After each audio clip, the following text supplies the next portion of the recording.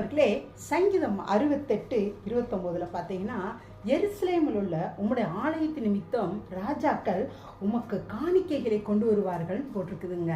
அதாவதுங்க, எருசலேம்ல ஆலயம் இருக்கிறதுக்காக, அந்த ஆலயத்துக்காக ராஜாக்கள் எருசலேமுக்கு அநேக காணிக்கைகளை கொண்டு வருகிறாங்க.